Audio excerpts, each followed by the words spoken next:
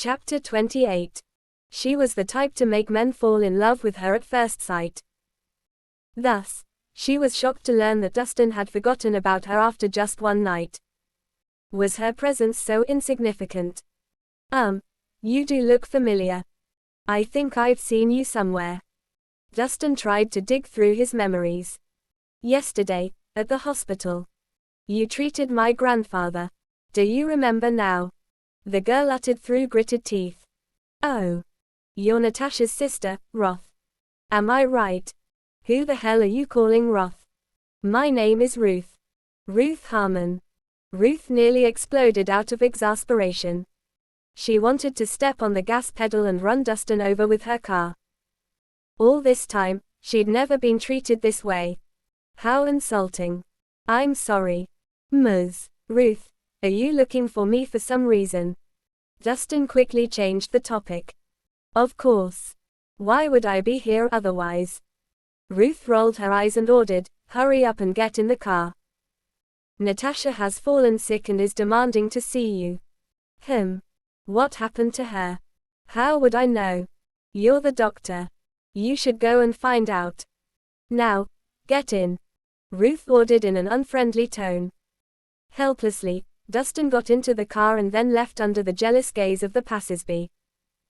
After half an hour, the car finally pulled over in front of a luxurious building called Java Joy's.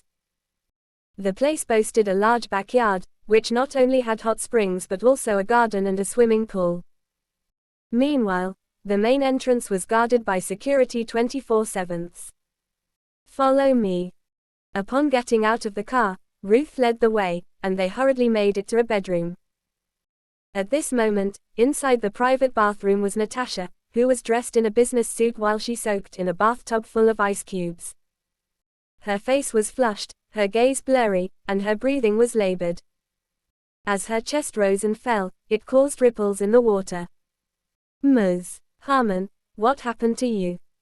Dustin walked over and was stunned the moment he noticed that she wasn't wearing anything under her suit. While it wasn't obvious at first, certain parts of her skin became visible when the fabric was slowly soaked with water. Like any other man, Dustin found it hard to resist when a stunning woman like Natasha was in this state. Mr. Rhys, you're here. Natasha opened her hazy eyes and spoke with difficulty. My body feels so hot. I'm so thirsty and in pain, it feels like my chest is on fire. Quick, help me find out what's wrong. As she spoke, she put out her wrist. With an observant look, Dustin was fast to find out the issue. Ms. Harmon, if I'm not mistaken, it looks like you've been drugged. And with a potent aphrodisiac at that. Bullshit. Who would drug my sister? Ruth scolded. What do I do now, Mr. Rhys? Asked Natasha lethargically. Although it's a special case, it can be treated. But we must move you to a bed. It won't be easy to treat you in this bathtub. Dustin signaled for her to get up. Natasha nodded, struggling to get up. However, as soon as she took a step out of the bathtub, she slipped and collapsed into Dustin's arms. Subconsciously, Dustin's reflex kicked in, and his hands shot out to hold her, and they just so happened to touch her chest. Natasha felt as though she had been hit by a bolt of lightning.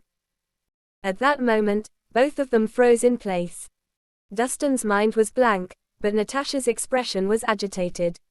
Her eyelashes fluttered, and her breathing hitched.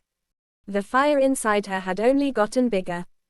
Without a warning, Natasha parted her lips and raised her head, surging upward to kiss. Dustin. Hey. What are you guys doing in broad daylight? Aren't you embarrassed? Ruth, who was at the door, let out a scream at this sight.